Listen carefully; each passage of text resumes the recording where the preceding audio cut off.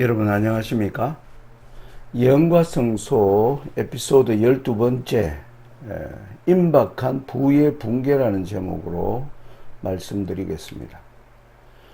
여러분 오늘 강의를 시작하는 날이 지금 8월 6일입니다. 근데 어제 전 세계의 이 주식 시장들이 곤두박질하는 공포의 블랙 만데이를 만났다. 모든 뉴스들이 아마 그렇게 이야기한 것을 여러분들 뉴스를 통해서 들었을 것입니다. 전 세계 주식 시장의 시총의 거의 엄청난 천조 원 이상의 자금이 증발하는 그러한 일들이 생겨났다. 그것은 리세션에 대한 공포다. 이렇게 리세션이 뭐냐? 바로 경기 침체라는 뜻입니다. 그러니까 미국 연방준비은행이 이 긴축이 예상보다 더 장기화될 것을 예상하는 말들이 이 월가의 연방준비은행장 그리고 JP 모건의 다이먼 회장 수많은 사람들이 워렌 버핏 같은 이런 월가 거물들이 침체에 대한 얘기를 쏟아내자마자 심리적 공포가 이제 큰 충격을 준 사건입니다. 이 의미를 우리가 어떻게 이해하고 받아들여야 될 것인가 하는 것이 오늘 강의의 핵심 내용이 되겠습니다. 여러분, 우리가 지금 예언과 성소에서 계속 배우는 내용이 다니엘 11장 41절로 45절의 내용을 우리가 주목해야 된다. 계속 말씀. 그 내용은 미국과 교환권이 연합한 바로 반드시 잠깐 동안이라는 시간이 1990년대에 시작되고 그 30년 동의 변화를 나타내는 이 내용이 여러분 여기 바로 제가 여기 써놨죠. 영화로운 땅과 에돔, 모압, 암몬, 애굽, 리비아, 구스가 종이 된다고 하는 이러한 일들이 지난 30년의 세상의 특징이었습니다. 이것은 종교적 통합을 나타냅니다.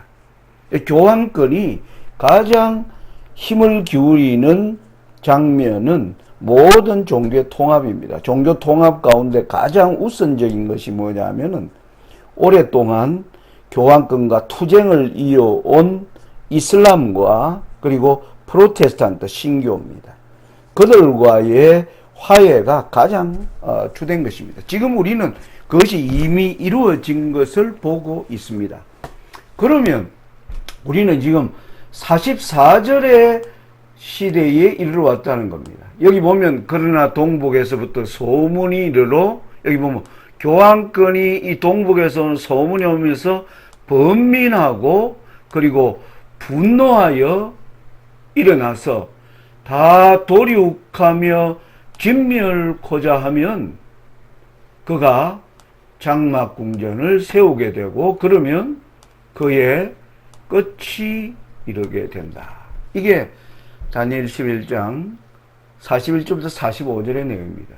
그래서 지금 우리가 살고 있는 때는 바로 44절에 이 동북에서 오는 소문이 지금 들려져야 할 때를 저희들이 살고 있다는 것입니다. 이게 들려지면 드디어 장막궁전이 세워지고 대군 미가엘이 등장하는 내용이 다니엘 12장으로 연결된다고 하는 것입니다. 그런데 제가 이 동북에서 오는 소문이 우리가 이미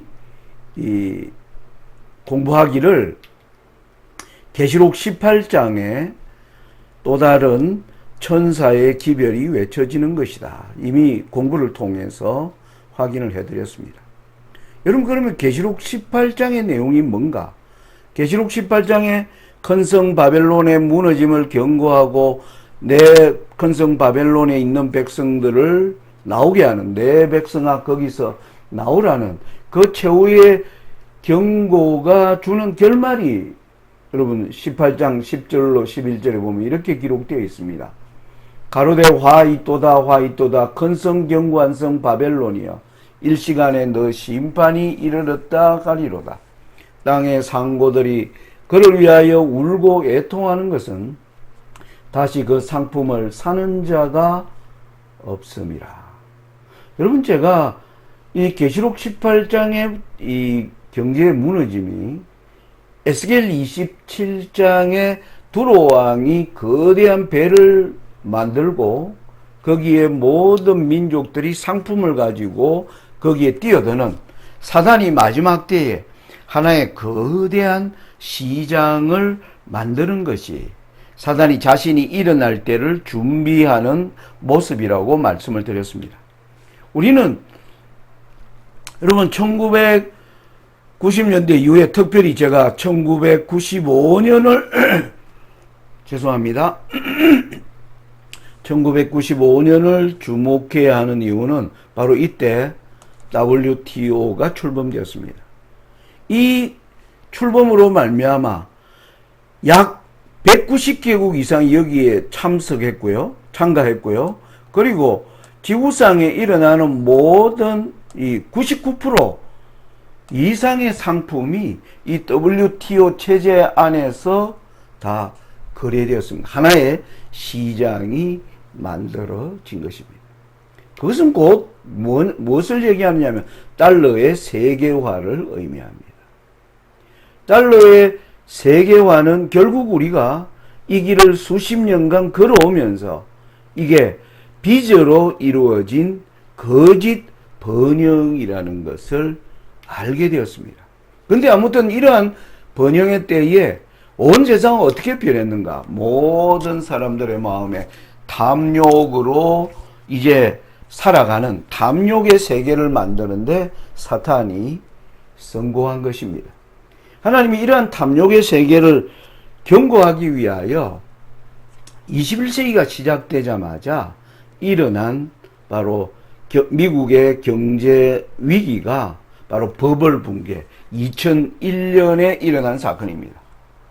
여러분, 여기 도표를 보시면 여기 1994년에서 쭉 미국의 주식시장이 굉장히 상승을 하면서 최고점에 이릅니다. 여기가 임계점이다. 임계점에 다다랐을 때 완전히 뭐 하는 겁니까? 급전직하는 2000년, 2001년의 사건입니다. 이 사건을 요약해드리면 이겁니다. 이때 버블 붕괴의 가장 앞잡이로 등장한 나라가 시스코라는 회사입니다. 시스코는 1995년 인터넷 장비 업체였는데 이때 이제 미국 나스닥에 상장을 했습니다. 상장 당시 이 회사의 이제 시가 총액이 2억 2천만 달러, 우리 돈으로 하면 약 2,200억 정도 되는 그런 업체였습니다. 그런데 여러분 아시다시피 이 회사가 그때부터 주목받기 시작한 이유가 뭐냐면 1995년에 개인 인터넷 시대가 열렸습니다.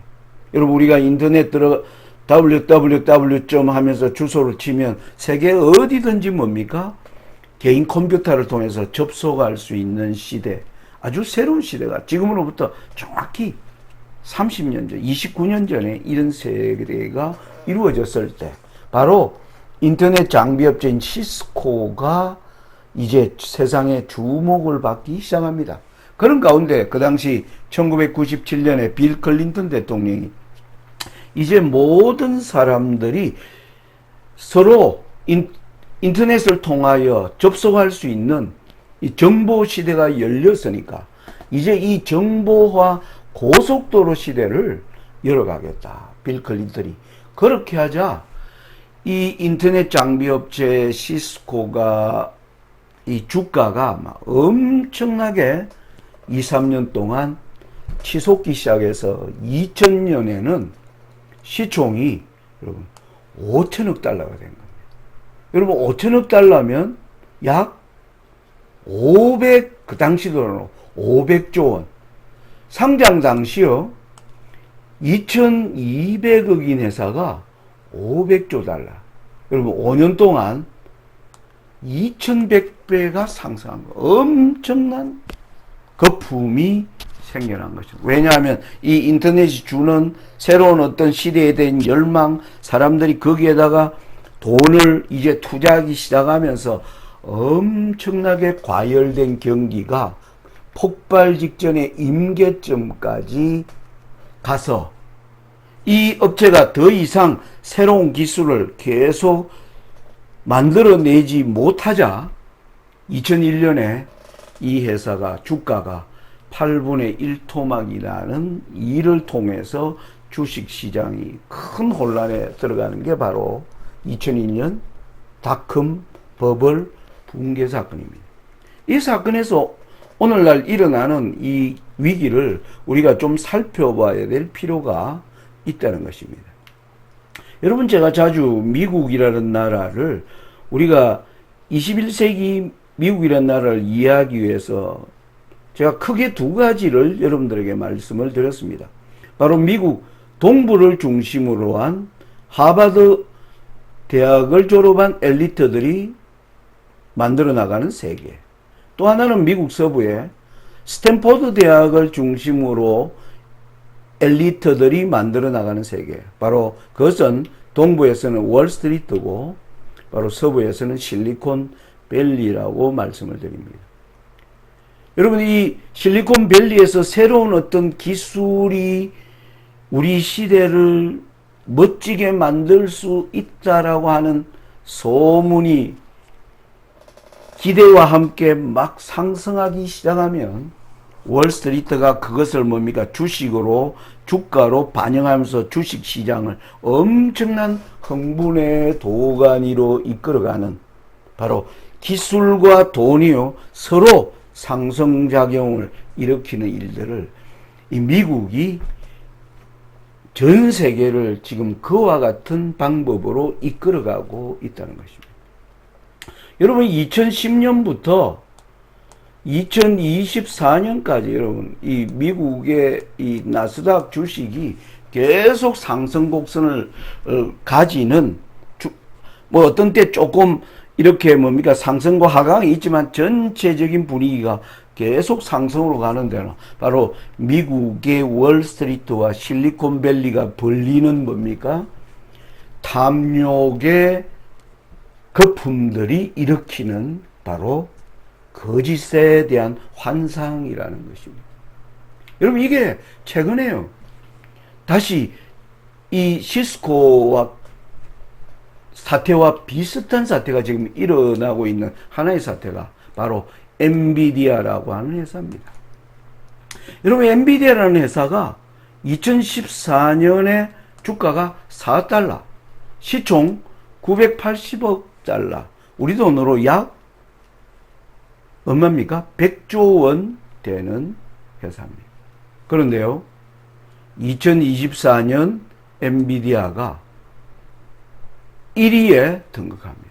여기 애플을 제칩니다. 애플, 마이크로소프트, 유망한 수많은 AI 기업체 가운데 선두로 올라가면서 시총 3조 거의 3천억 달러가 넘어가는 우리 돈으로요 4,500조 원이라고 하는 이러한 여러분 바로 이 주가의 상승을 이끄는 엄청난 거품이 어디에서 만들어졌는가?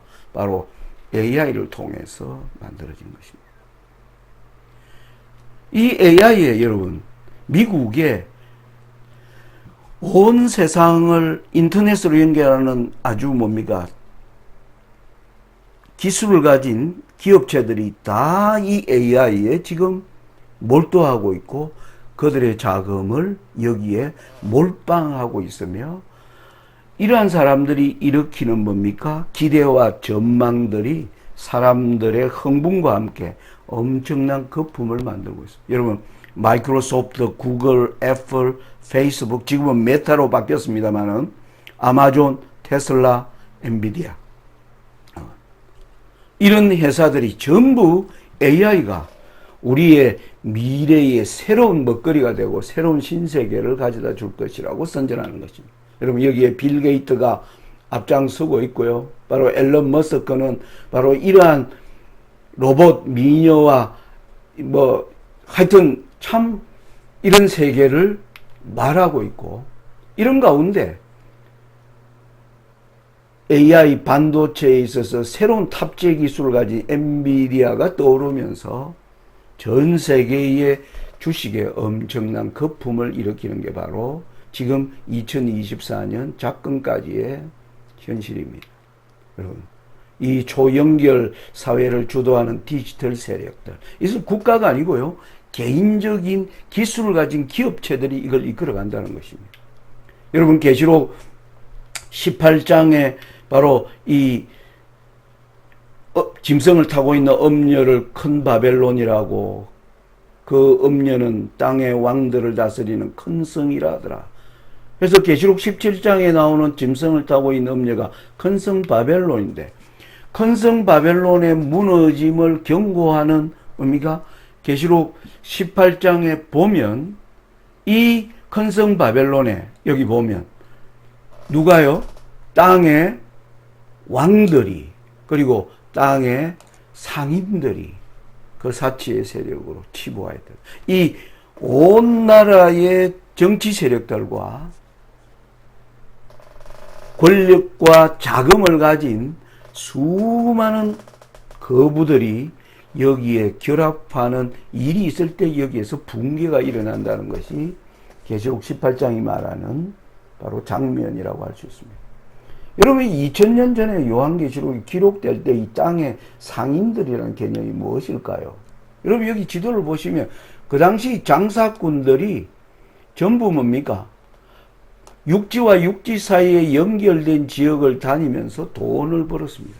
여러분, 상인들이 가지는 이 특징이 뭡니까? 먼 곳으로 가서 그곳에서 뭡니까? 진귀한 보물을 여러분 가지고 오는 것입니다. 그리고 또 하나가 있죠. 뭡니까? 바로 그 땅에 대한 새로운 소식입니다. 정보입니다. 그래서 이 당시에 땅의 상인들이 이제 멀리서 돌아오면요, 왕들이 이들을 만나러 나오는 거예요. 그 이유는 두 가지입니다. 그들이 간 곳에서 어떤 일이 있었는지, 세상에 무슨 일이 있는지를 그들로부터 듣고 그들이 가져오는 진귀한 보물로 뭐 하는 겁니까? 그들의 삶을 치장하는 것이 목적인 것입니다. 여러분, 오늘날 현대판 그러면 땅의 상인들을 오늘 21세기로 이해한다면 바로 무엇입니까? 바로 세상을 정보로 주도하는 전 세계 미국, 구글, 아마존, 테슬라, 엔비디아 이런 회사들이 전 세계에 뭡니까? 거품을 일으키면서 온 세상 사람들을 하나의 길로 따라가게 하는 장본인이라는 것입니다. 여러분, 우리가 큰 성 바벨론의 무너짐을 우리가 이해를 하려면 창세기 11장에 나오는 바벨탑을 이해해야 합니다. 이것이 뭡니까? 사람들이 하나 힘을 합하여 하나님께 도전하면서 올 때 하나님이 그것을 뭡니까?